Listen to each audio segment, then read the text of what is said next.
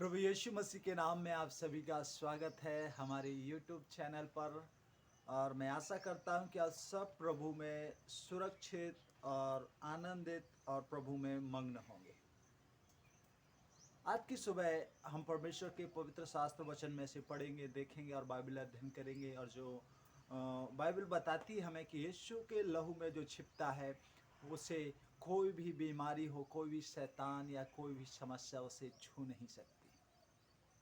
और सच में यीशु के लहू में जो छिप जाता है उस पर मृत्यु के फाटक प्रवेश नहीं कर सकते या उसे मृत्यु छू नहीं सकती। बाइबल हमें बहुत ही सरल रीति से बताती है यीशु के लहू के विषय में। और यदि हम पुराने नियम में यदि हम जाते हैं तो वहाँ पर भी हम देखते हैं, निर्गमन 12 अध्याय 13 वचन में पढ़ने को मिलता है। वहाँ पर स्पष्ट रूप से लिखा हुआ है।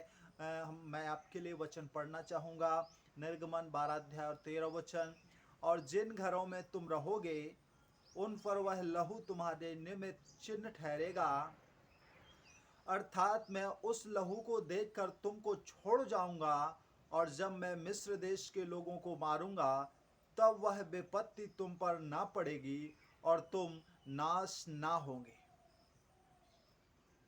यीशु का लहू अर्थात उस समय पुराने नियम में मेमने के लहू के विषय में लिखा हुआ है और कहा गया है कि जिस किसी की चौखट पर ये लहू लगा होगा उसे मैं नाश नहीं करूँगा। और आपने यीशु को क्रूस पर बलिदान को यदि स्वीकार कर लिया है इस नए नियम के समय में, यदि आपने यीशु को अपना उद्धारकर्ता मुक्तिदाता मान लिया है आज के समय में, तो यीशु के लहू में आप छिपे हैं और आपको शैतानी शक्तियाँ आपके ऊपर जयवंत नहीं हो सकती। यीशु का लहू आपको शैतान की शक्तियों से, बीमारियों से बचाएगा। हालेलुया। और आप सुरक्षित रहेंगे। आप गुलामी से आज़ाद ना होने देने के कारण, हम यदि पुराने में पढ़ते हैं कि इजरायलियों को जो फिरौन राजा था उन्हें आज़ाद ना करने के कारण परमेश्वर ने उस मिस्र पर फिरौन के ऊपर 10 विपत्तियां भेजी थी। और इन सब में से जो 10वीं विपत्ति थी, आखिरी विपत्ति थी, वो ये थी, पहलौठे का मरना। हर एक उन लोगों का जो परमेश्वर के, जिनके चौखटों पर परमेश्वर ने जो आज्ञा दी थी उसके अनुसार लहू ना लगा था, उन सब के बाइबल बताती है कि पहलौठे मारे गए। परमेश्वर ने इस्राएलियों से कहा कि उन्हें अपने घरों की चौखट पर खून लगाना होगा, और जब मौत का फरिश्ता तुम्हारे दरवाजे से गुजरेगा आएगा तब तक उनके घरों पर, बाइबल बताती है कि वह लहू का जो खून है उनकी चौखटों पर लगा रहा, और फरिश्ता दूत उस लहू को देखकर आगे बढ़ता गया और उनके परिवार को कोई भी नुकसान नहीं हुआ। उस रात हजारों मिस्रियों की मौत हुई थी, लेकिन उनके जो आसपास रहने वाले इस्राएली लोग थे उनमें से बाइबल में लिखा है कि कोई भी व्यक्ति नहीं मरा था। क्या अंतर था यीशु के खून में, अर्थात उस खून में? एक प्रश्न हमारे सामने आता है, क्या अंतर था? सबसे पहली बात, एक घर में खून लगा हुआ था और एक घर की चौखट पर खून नहीं था। एक घर की चौखट पर खून था, एक घर की चौखट पर खून नहीं था। और जिस घर की चौखट पर खून नहीं लगा हुआ था वहां के पहलौठे मारे गए।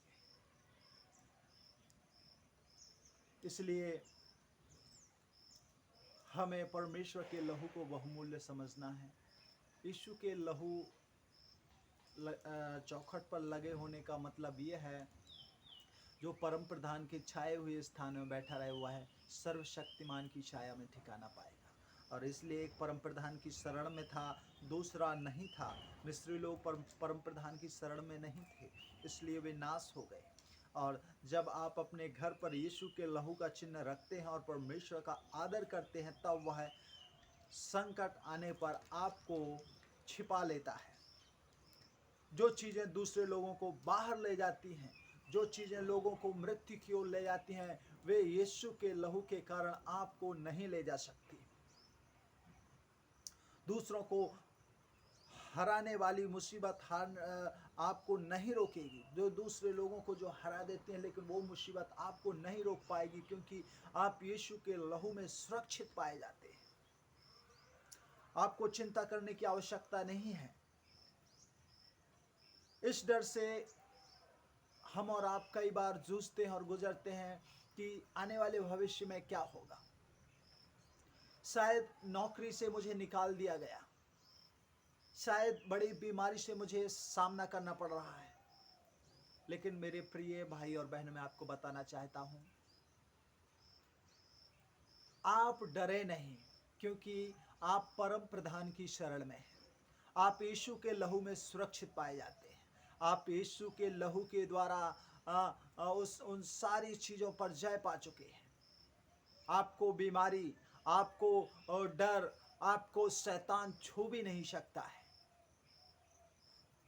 इसलिए हमें हर समय अंगीकार करना है कि हे प्रभु, मैं तेरे लहू में सुरक्षित हूँ, मैं अपने आप को तेरे लहू में ढांपता हूँ।